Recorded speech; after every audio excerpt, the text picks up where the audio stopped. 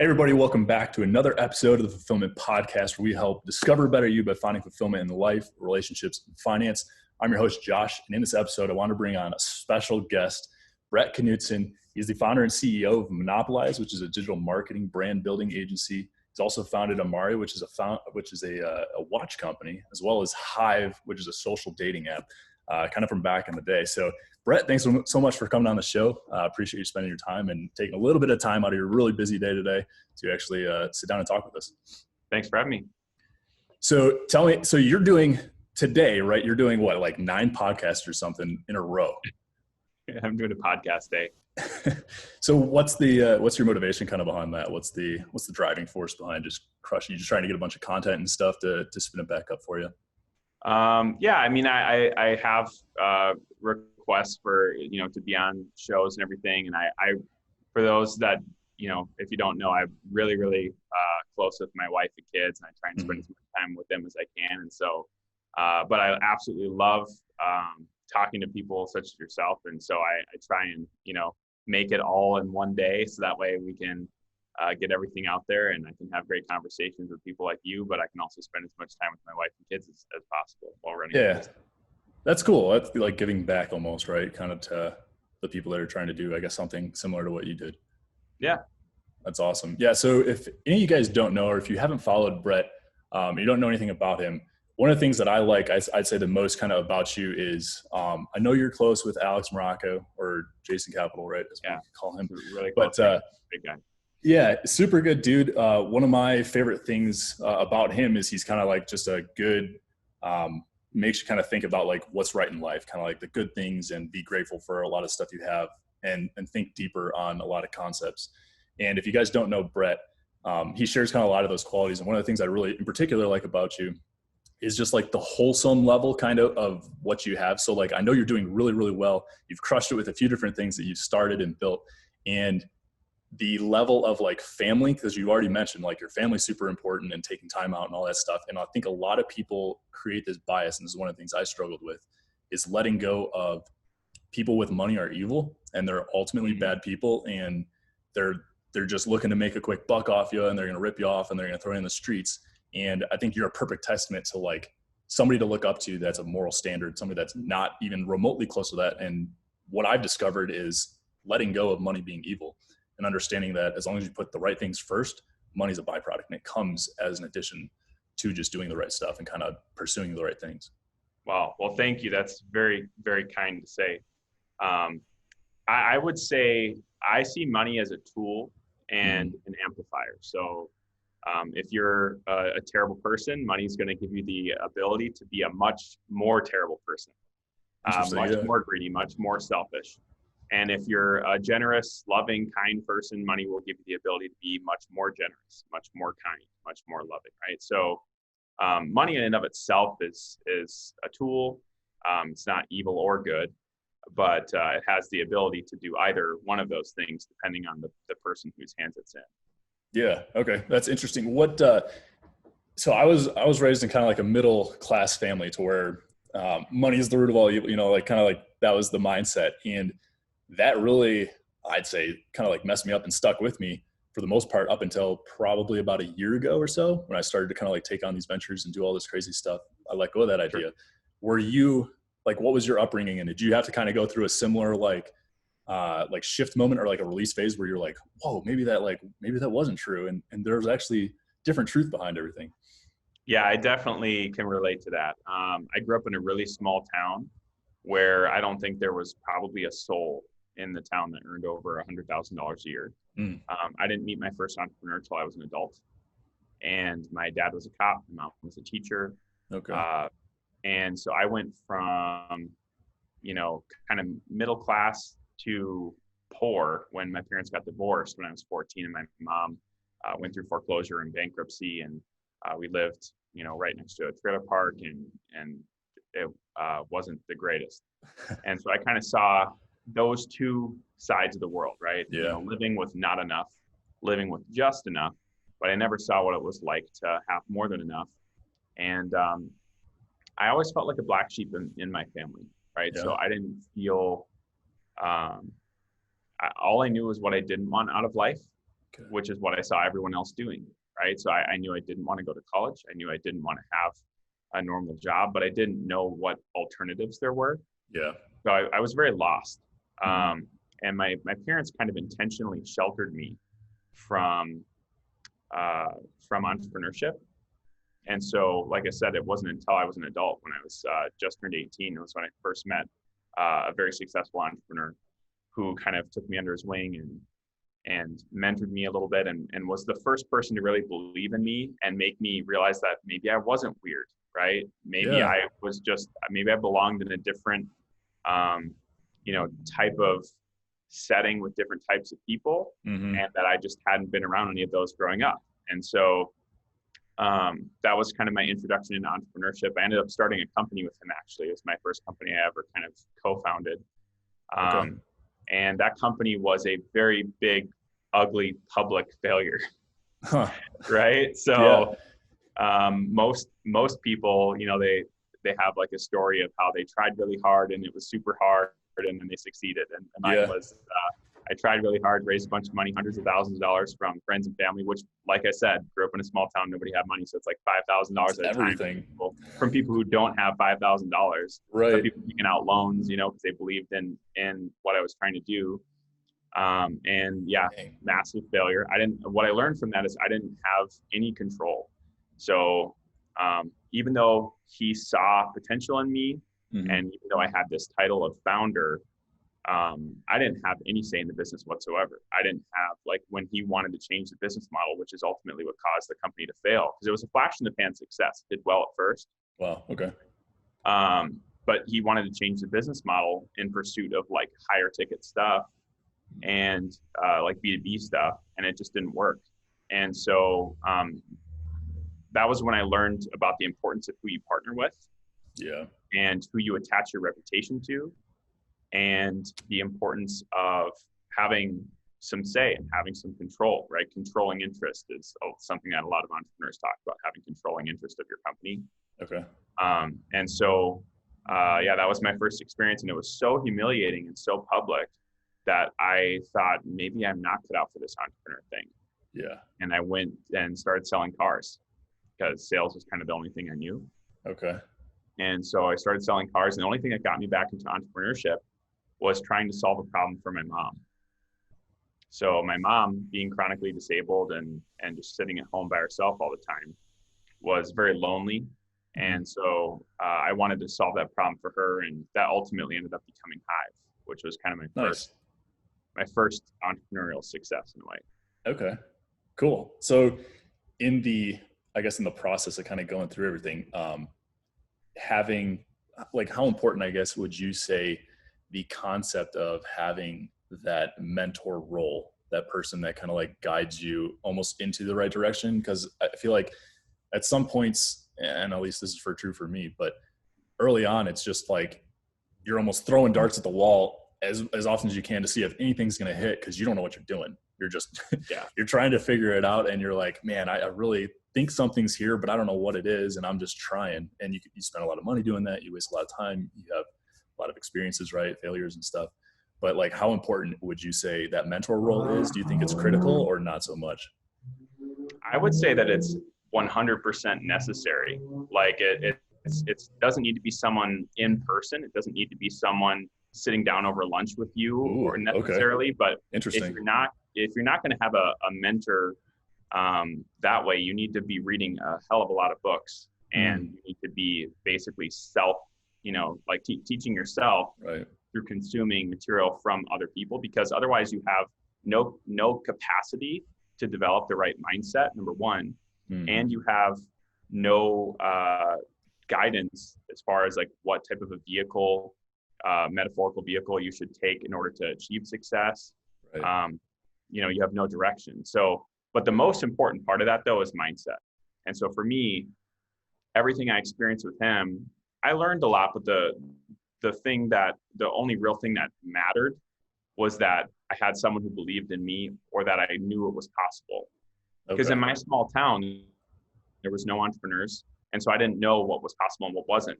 It never even crossed my mind that someone started the stores I was shopping in every day, right? Mm-hmm. And so I needed a mindset shift, and that can only come from someone else. And it can come from someone else through a book. It can come, from someone else through a YouTube video. Mm-hmm. It can come from someone else through a course. There's a million different ways it can come from someone else, but it has to come from someone else. I don't personally believe that you can intrinsically have a mindset shift totally on your own with no outside influence. Yeah. It has to be either like your family has some experience, so someone in your family can push you along, or someone else. But that's actually a super interesting thing to bring up, because there's I kind of call it the spearhead and the driver. If you think of like a spear, right? You have the spearhead, the point, and then the driver, the shaft of the spear. And almost like in entrepreneurship, sometimes you might try something as the spearhead and like go for it, and then you get stuck and you can't get any further unless you got somebody like that shaft to like push you along. So it's almost like what you're saying, kind of like the mentor role is like, hey, like you're doing the right thing, go. Yeah. And I feel like there's one piece of it that's intrinsic, which is the desire, right? The drive and the ambition that you either have or you don't, I feel like. Yeah. Okay. But even if you have that, if you lack the mindset, it's going to be real difficult. And so at some point, that drive or that ambition is going to lead you to either trying to learn through a book or trying to find somebody who can teach you. Yeah. There's got to be some sort of external support almost, right? When you get yourself kind of stuck, you have to have something else to kind of like pull off of or learn from. To be that like, too. Yeah. Having somebody who believes that you can do it does help a lot. Mm-hmm. Yeah. And I will say, I've recently found somebody finally like that I can actually kind of like latch onto and ask questions, and he's kind of like coaching me along through it. But I mean, a lot of Jason's stuff, right? A lot of stuff from like Dan Locke, a lot of stuff from Grant Cardone, like those guys that are in that kind of like entrepreneurial, get things started space. Very, very big, but like I didn't know them personally. So yeah, it's interesting. And you don't have to. Right. Okay. Yeah. What I would say is it's almost more important in the very beginning to check yourself on who's around you and who's influencing you and who's in your peer group than it is to have an in-person mentor, right? Because if you're surrounded by several other driven people, you'll be fine, right? But if you're surrounded by people who are kind of trying to drag you back to like homeostasis and like, sedentary complacency, like it's going to be very, very hard to succeed. And so you don't necessarily always need to have like a mentor who's like, saying, I believe in you, you can do it, right? You don't need that as long as you're surrounded by other people who are driven and who are ambitious and who are, pursuing your goals. Dang, that's super powerful. Like the environment, right? The environment you surround yourself is kind of like where you go. I forgot who it was that said it, but they're like, if you surround yourself with 6 rich people, you're the 7th. If you surround yourself with 6 like motivated individuals, you're the 7th. If you surround yourself with people of poor mindset, you're the next one. So it's all about that kind of like little environment circle that you build yourself with. And it spirals up or down, right? So I mean, if you have the way that I think it was Tony Robbins who kind of explained it this way, which I think is very accurate, is your level of belief determines the level of action you take, and the level of action you take determines your results, and then the level of results you get reinstills the belief, for better or for worse. Whoa. So if you kind of don't know if you can do it, you'll take kind of don't know if you can do it level of action, and you'll get kind of didn't do it results. And then you'll go, I knew I couldn't really do it. And then it spirals down. Whereas if you go, I know I can do this, you take that massive action, you'll get massive results, and it reinstills the belief. The problem is most people can't get to that level of belief unless they are given that result, which no one is ever given, right? So the way to manufacture that for yourself is because the mind can't tell the difference between reality and high detailed thought, right? So if you envision yourself having that level of success and you envision the result in advance, and it's very clear in your mind and you do it consistently, then that will give you that level of belief to take that level of action to get those results. That's crazy, isn't it? Yeah. It's wild. And I think that the trick is kind of like understanding that. There's was it Aaron Doughty, I think, talks about how you don't receive what you want, you receive what you are, and that results in what you want, essentially, right? So you have to become that which you want instead of just desiring it. It doesn't work that way. You have to like embody that. and become that. 100%. Yeah. That's I think that is a very difficult lesson to learn. I would say, at least from my experience, knowing that. So I was in the Army for 7 years. I had 7 years active duty, got out, Sure. transitioned. I had an opportunity with a financial advising firm to be an advisor with them. So that was kind of like I have a safe job, getting out thing. That kind of led me into this, like, I was dealing with people that weren't serious about their future and their investing, and I was almost taking more action towards their future than they were. And it kind of frustrated me because then they'd roll back and I'd have to pay back commissions and just like this huge like nightmare. And I'm like, man, I feel like I'm really spinning my wheels. Like I should be doing something more, but I wasn't willing to take the action. I just kind of wanted it. And the moment at which I was like, okay, you know what? I'm going to start this, and I'm going to start this podcast, and I'm going to start this media agency, and I'm going to start these different ventures. As soon as I started taking action, then I can see like now like the pieces are starting to like pull together, and everything's starting to run. And it's hard because I think like you said, if you don't believe you can do it, you don't put in that level of effort to become successful, and then you don't become successful as an action, right? And then it just continues to reaffirm. So like you almost have to get yourself to this mindset of like, this is going to work. It's going to work, and it's going to be successful. I'm going to make it happen. And you just go all in at that action. And as a result, right, that'll come. But I think there's a piece in the middle of the taking action and like sustaining that action before it like shows results. That is probably the most critical part for anybody starting the venture. 100%. Especially where like mentors come in. Yeah. So perseverance,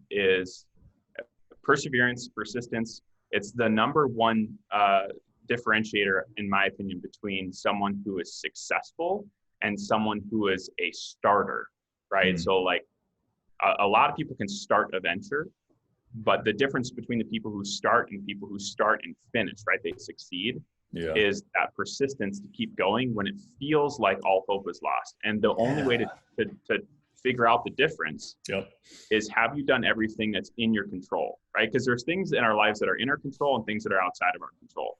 Right. We have a tendency to blame things that are in our control. Like, for example, if I said, man, I got wet because it's raining. Well, am I wet because it's raining, or did I get wet because I forgot to bring an umbrella? Yeah. Right. I'm late because there's traffic. Well, am I late because there's traffic, or am I late because I failed to get up earlier? Right. So there's this tendency for us to always look to the outside for blame. When in reality, if you want to succeed, you have to constantly be looking inside to figure out what's in your control, and then like persisting through that, and persevering through that, and making sure you're doing everything possible in your control. And still, sometimes it won't be possible, right? Not for you, not at that time. But if you have the mentality of maybe not this vehicle, right? Maybe not this specific business, but I will succeed, right? So it might not be in this venture, right? But it will be eventually somewhere. Something. Then it's almost like the world has to bend to that level of perseverance. Yeah. Right? And so I had so many failed ventures before I had successful ones.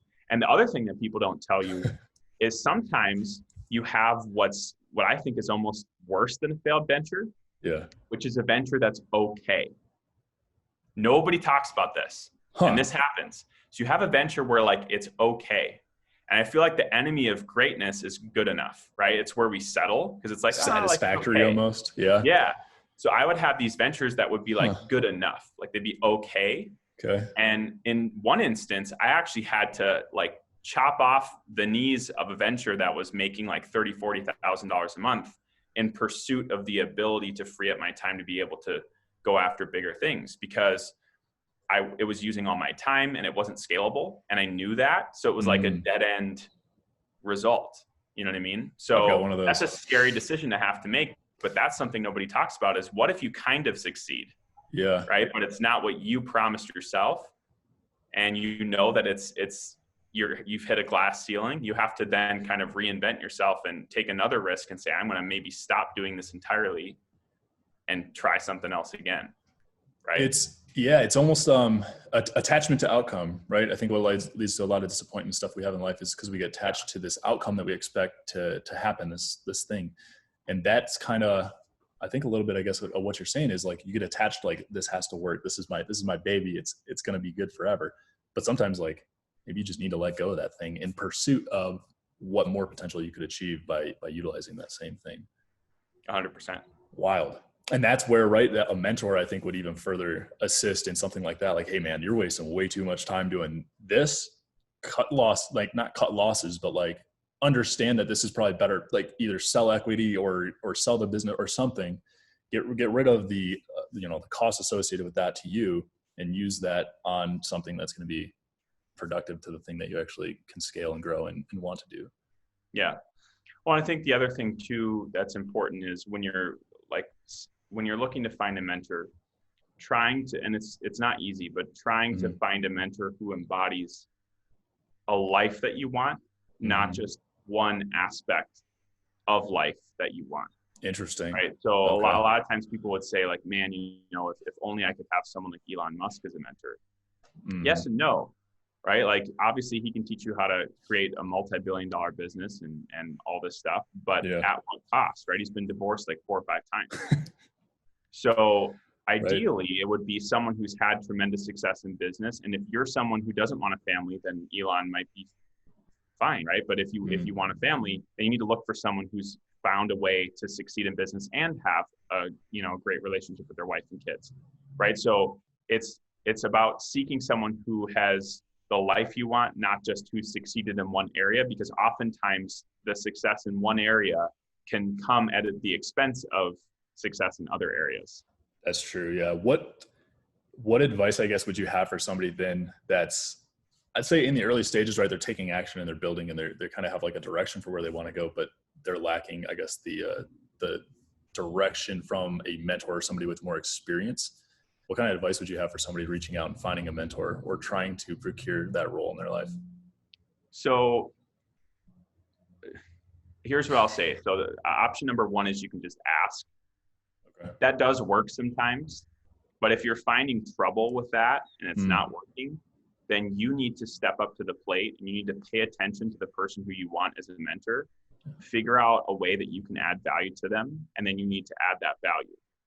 And literally, if they're non-responsive, you don't even ask permission, right? Like I was talking to a kid one time at an event, and he said, there's this guy who I really want to talk to, and I'd love to have him as a mentor, and he's got millions of followers and whatever, and he won't respond to me. And I asked him, but I know he needs a new website because his website's terrible, and I can give him a new website. So I asked him if he wanted a new website, and he didn't respond to me. And I said, build him the site. So he built the site, right? He took the action first that proved his level of commitment. He built the site, and then the guy responded, they had lunch, and now he has that relationship, right? Wow. So a lot of times, especially successful people, they're more than willing to pass on what they know. They want to help somebody, but they want to know first that that person is actually not going to waste their time. Right. Yeah. Right. Like there's a million. And the other thing too, is once you reach a certain level of success, there's oftentimes a lot of people that want you to mentor them, right? Yeah. They want your time. And so you have to choose carefully.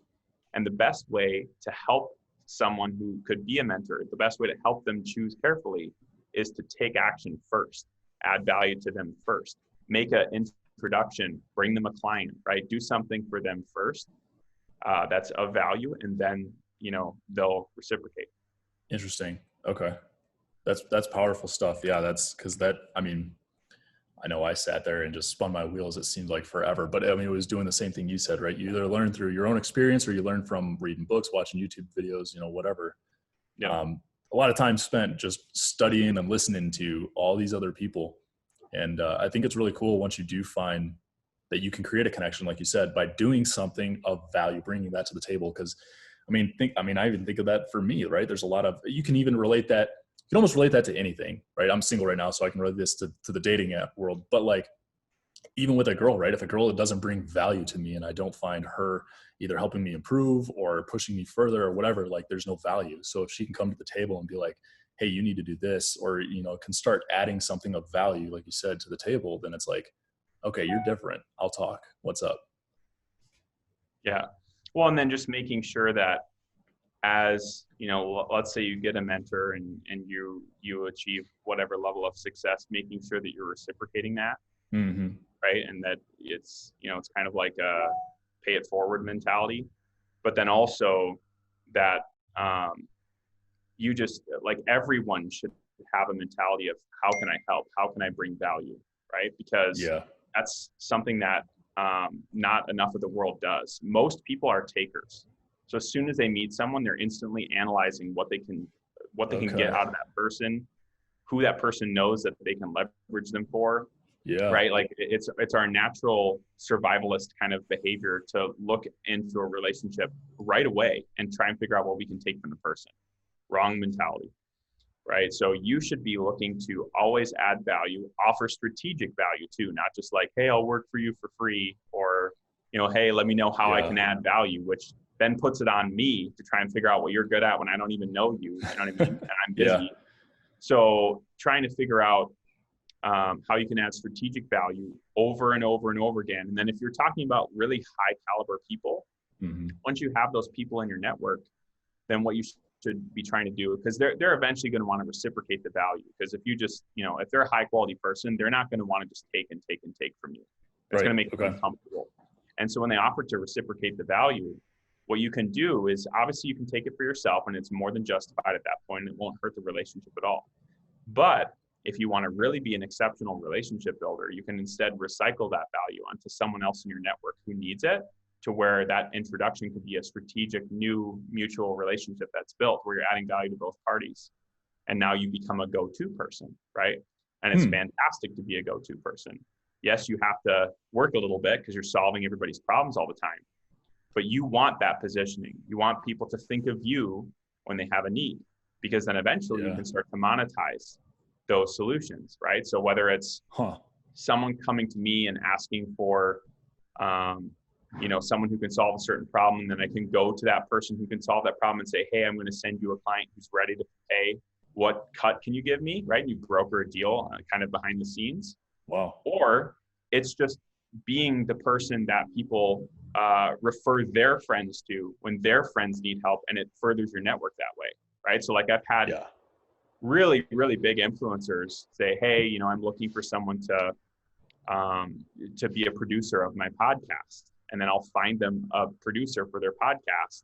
And now they're introducing me to their celebrity friends. And they're like, hey, Brett found me my producer for my podcast. So I'm sure he could help find you whatever for, what your needs are. Dang. So it's just kind of becoming this person that's everybody's problem solver. It's a lot of Hmm. work, but you can monetize it. And, especially like in my case, I have an agency. So I have a lot of different services I can provide these people, to where I'm not always outsourcing the problem. Sometimes I can solve the problem internally too. Yeah. That gives a whole nother level of value. Would you say that the monetization maybe almost comes as like an after effect of just being Yeah. the person to provide the value? Yeah. And you definitely can't go into a relationship trying to figure that out. Otherwise, the motivation is wrong and it Hmm. won't work. You should be trying to just exclusively add value to people, and the opportunities to monetize will be very apparent, right? It'll be very, very Yeah. obvious. And, you'll be able, as long as you have, reasonable IQ, you'll be able to figure out a way to make money from it. If they're Right. asking for, somebody to help with, some service, and that they're going to end up paying a ton of money for that. Well, then, yeah, go to the company who you're going to introduce them to and cut yourself in. But outside of that, like, you should just be seeking to be a person of value. Being a person of value is never going to hurt you, right? Yeah. And so even though it might take some time, and even though some people, by the way, you'll never see a monetary return, and that's fine, because that shouldn't Yeah. be the way that you think about relationships. Right. It's almost like, I guess there's like the two forms of, I guess, value that you can get: intrinsic and extrinsic, right? So you can get paid extrinsically through that, or you can get the intrinsic motivation or the intrinsic value, which is making the connections, building the networks, building the relationships, doing all those kind of things, which can just be, exponents from here forward of how much you can Oh actually yeah. make, like unreal.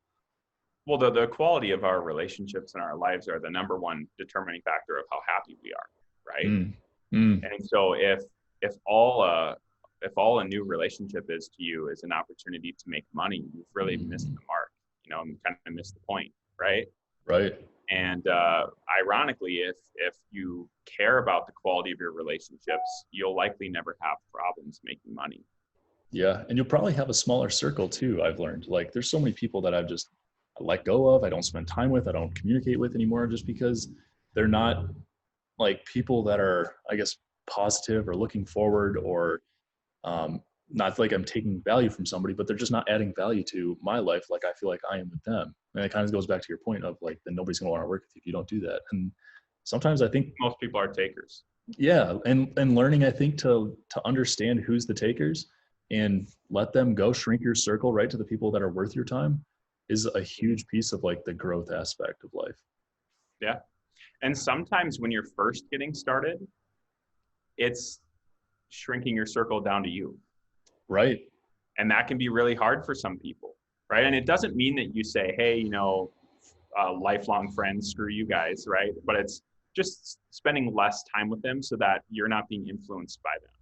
Right. And then, filling those gaps temporarily with books, right? Like virtual people, right? Books, Yeah. YouTube videos, content, mentors, all that stuff. And then over time, as you're going throughout your entrepreneurial journey or whatever journey it is, and you have that mentality, you'll end up finding the people. You'll almost attract the people who should be in those roles in your life. It's crazy. It's wild.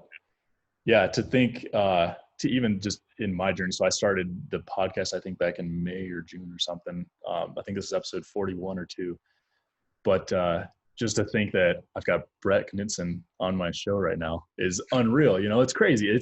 While it may seem like small to you, but like for me, especially in like growing and doing the things that I've like kind of pushed myself to do, to be able to realize like, hey man, if you just take the action and you put yourself out there, like look at all the things that can come of this. And it's understanding that you have to let go almost of who you are at the time, your point A you.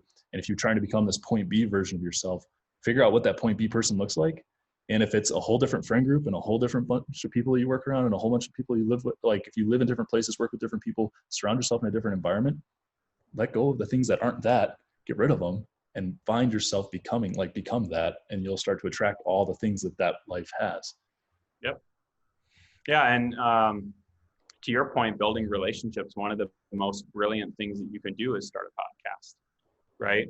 And Okay. I mean, I can't tell you how many people, because the most challenging part of especially high profile relationship building is it's very, very challenging to get proximity. Right. Right. Yes. Like you cannot be around the people you want to be around unless you have proximity to them, right? Common sense. And if you can't have physical proximity because you live in a different country, you're still in high school, it's a pandemic, right? Whatever it is, Yeah. you can have virtual proximity. And the best way to have virtual proximity is with a podcast. And podcasts are very, very affordable, as a medium to get started. And I feel like people don't have any excuse anymore, right? So podcasts are a brilliant way to build your relationships. And it's very low barrier to entry. I have people who I've had done podcasts with where they don't even have a nice microphone like you have, right? It's just a Zoom call that they record, and then they rip the audio.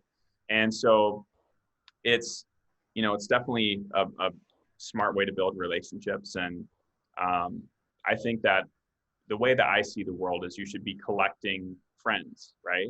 Yeah. It's not in a way where like everybody knows your business, but you should be trying to be a person of value and trying to be somebody who is interested in people and helping people. Yeah, like genuinely building a happy relationship, like somebody you would sit. I almost think of as somebody I would have dinner with, have their family over and have dinner with them. Yeah.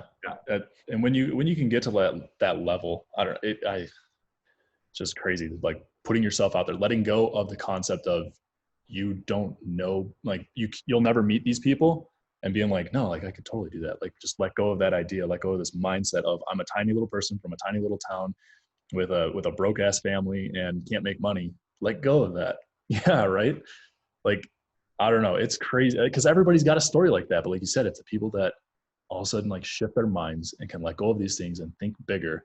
Those are the people that persist and start learning these things. Because I mean, starting this podcast, right? It was more of this is a fun thing to do. Like I like voicing, I like meeting new people, I like getting out there and kind of just sharing these thoughts that happen up here and getting them out on a medium to actually share with other people. To watch that basic thing grow into something that's now bringing on bigger guests, having like this network of people now that you're meeting and you're connecting with, and you can go visit and see kind of how they operate. And now I'm learning all these things about the people I talk with on how they operate their business, and it's helped me grow on my side. And that's kind of, I think, how I got following you, is because Jason's his marketing agency's program, and then you guys are obviously partners or something, I think, right, in the agency box. So kind of going through him like, oh, who's this Brett guy? And then, oh, Brett's actually like, seems like a pretty cool dude, you know? And then following you and seeing, you know, it's just, it's weird when you start letting go of things, how you can just trickle effect all the way along your journey and become this like totally improved version. 100%. It's insane. It's crazy. One of the things I really, like I mentioned about how I like that you're family-oriented, family and stuff obviously is like a priority. One of the things I saw you post a little while ago, I think, was I think one of your daughters or whatever was sick, right? You guys were flying back home, I think, coming from somewhere, and your daughter was sick, so you couldn't fly the public flight. You instead chartered a private aircraft, came home so that you guys could still come home, you could still be as a family, you could do that. Yeah. You're like, this is why wealth is important. It's not for the money, it's not for like the things, it's not for all that stuff, but it allows you the freedom to choose and do what you want so you can still spend that time with your family. Yeah, 100%. I mean, I when people who say money can't buy happiness are not spending it properly, right? They're not giving enough of it away, and they're not like they're trying to fulfill a void in their life with material things. And when I look at the times that money has brought me the most happiness, it's when, you know, I bought my mom a car, or I've been able to, like you said, charter a private plane home so I can stay with my family instead of having my wife and it was my son quarantined for 14 days before they can go on a commercial flight home. You know what I mean? So it's and it's, you know, it's the ability to help out. I had a family member, an extended family member, pass away recently, and they didn't have a lot of money. So it's, you know, helping when it matters. And being able to be that person in your family tree is worth it. If you have the capacity at all to become wealthy, you should, not for yourself, but for everyone else that you have the ability to impact with that, right? And the person that you become in the process is your reward, right? It's not really the money, it's the person that you get to become, it's the people you get to be around. One of my favorite parts about my life is the incredible people that I get to be in conversations with. It blows my mind. Cool. Right?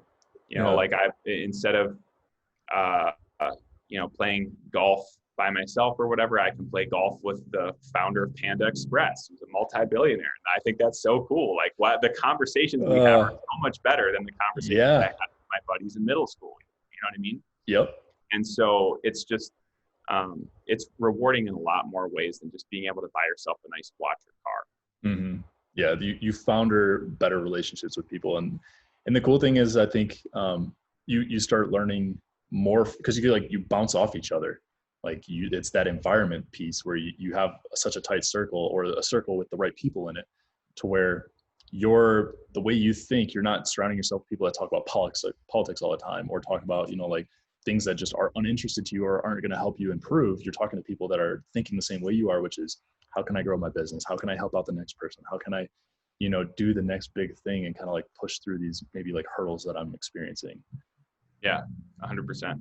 That's so cool. Like, yeah, there's a lot of things I think that I'm learning through this that are starting to kind of like tie together and bring a lot of different lessons learned on how things that you believe, these paradigms, as Tony Robbins says, these paradigms that we build for ourselves of who we are when we're kids, and then understanding that you can let go, you can break free of those, and you become this, like, you can become a totally different person. Like this lifestyle, I'm sure, that you have today was not the same Brett that you imagined you would be when you were 13, 16, 19 years old. No.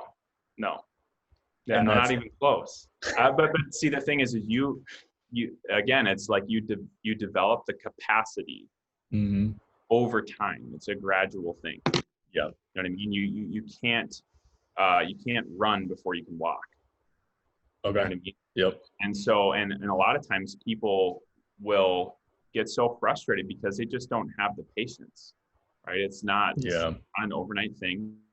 And anybody who's ever appeared to be an overnight success has built themselves to have that capacity over the span of many years. right? And they just finally broke through. It's, Yeah. you know, and Okay. so Yeah. it's not something that people can just achieve instantly. And it can be frustrating because everybody's paths in life are different. And so you might look at Hmm. somebody else and you know their story, you know that they started the same time as you and they're seeing success and you're not yet. And that can be Yeah. frustrating. But just know that like it's not a one size fits all thing.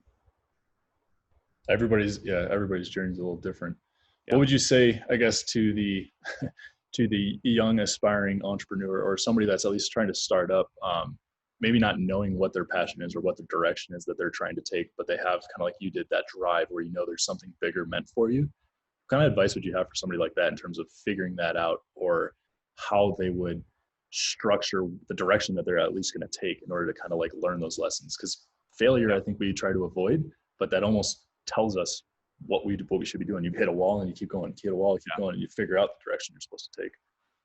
So I would say the first thing I would say is that they already know everything that they need to know in order to succeed, but Hmm. that doesn't mean that they should stop learning because as they learn, it will give them new ideas that can help and aid and shorten their learning curve.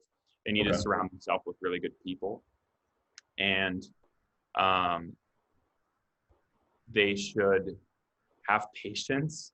And when they start making money, they need to reinvest it into their own growth and the growth of their business, not into a Lamborghini. I can't tell you how many people Ah, I've seen who, as soon as they make some money, they instantly start spending it. That is so foolish and so short-sighted, right? So don't assume that.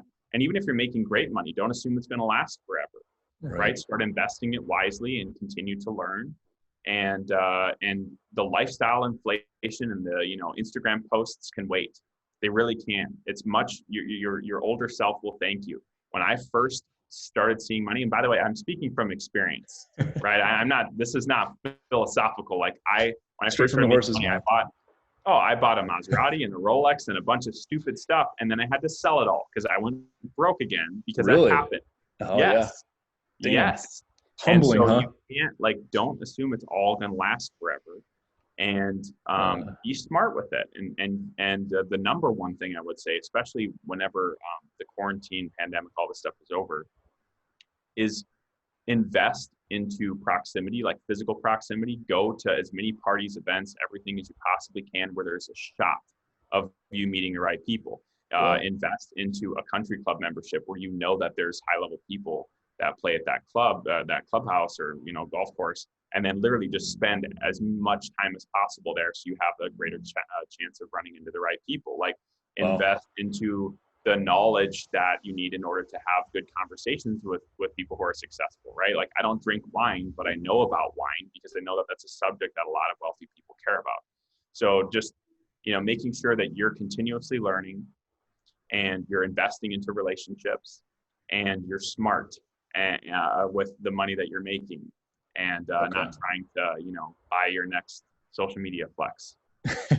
So how somebody that is focusing on we'll say spending the money or saving the money, even, I think can be equally as detrimental, because you make a good point about spending it properly, like to grow your business, spend it in the advertising, spend it in the Yeah, in the right aspects to help scale the business, because you can get to a point where you kind of stagnate, right? And when you stagnate, your business, if it's not growing, it's dying.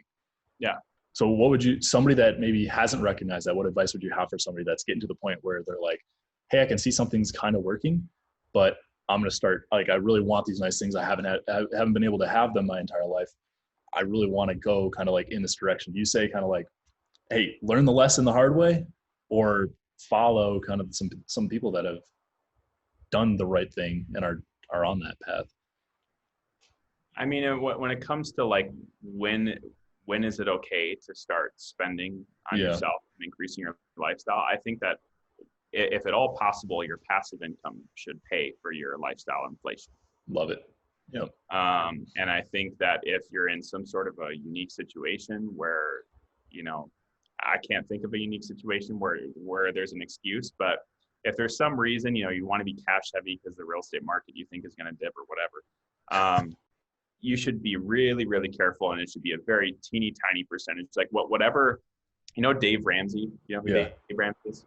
Yep. So Dave Ramsey, everybody always yells at him because his financial guidance is ultra conservative, right? Yeah. Right. And I think his rule for like a mortgage is it's like 25% of your take home pay or something like that. And everyone's like, you know, if it was 25% of your take home pay, I couldn't afford anything.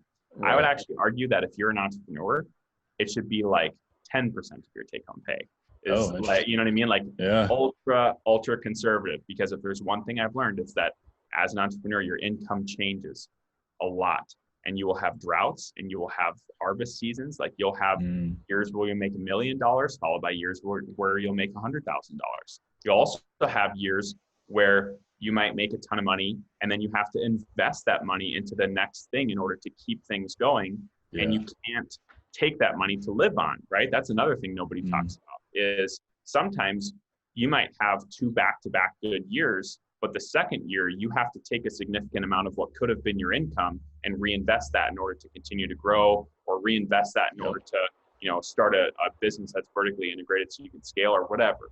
And so just, you know, being extra conservative does pay off. It's not fun, but you'll get there eventually, right? Instead of having Yeah. Lamborghini at, you know, at 24 and then having to sell it at 25, you'll have it Yeah. at 29 and then you won't ever have to sell it, right? Patience. Okay. Yeah. Got it. What would you say to somebody who's going through kind of that dark phase of, I have started this, and while I'm putting a lot of money into it and I'm dumping a lot of resources and putting a lot of time into it, um, I'm not seeing any results yet. What, like, do I keep pushing? Do I cut my losses? Do I shift onto something else? Like, what is the lesson that I need to be taken away from that moment? That's I'm a almost really, speaking from really hard experience. question to answer, because it truly does depend on the circumstances. It Okay. depends on the business. It depends on how long they've been trying. It depends on a lot of things. Yeah. Knowing when to quit is the $1 billion question, right? Like if everyone knew when to quit or when to keep going, Yeah. I mean, everyone would be successful, right? So that's a very tricky question to answer. But what I will say is, odds are, right? I Yeah. can't. It's not one size fits all. But odds are you haven't tried hard enough Mm. and you haven't tried long enough. Keep Odds are, going. right? Just keep going. For me, when I was trying to raise money for Hive, it took me almost 2 years. 2 years. So imagine I'm out in Silicon Valley. I'm sleeping on the floor because I couldn't afford a mattress Yeah. of this illegally modified 1,200 square foot house that I'm sharing with almost 20 other people. We're all sharing a bathroom, one fridge, one kitchen, right? 20 people. There's a family of 7 living in one bedroom of this little shack of a place. The garage is turned into 2 studio apartments. Like it's a nightmare. I'm sleeping on the floor. Okay. And my 1 year anniversary of being there was a very unhappy day, right? Because Huh. I Okay. still had to raise money. I still hadn't accomplished anything. I'm like, what the heck am I doing? I'm wasting my time. Yeah. I started to ask myself that question, that Yeah. very question. How do I know when to quit? Have I tried hard enough? Have I tried long enough? Right?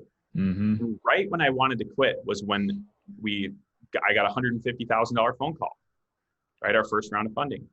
And so usually success is right on the other side of your last straw, Okay.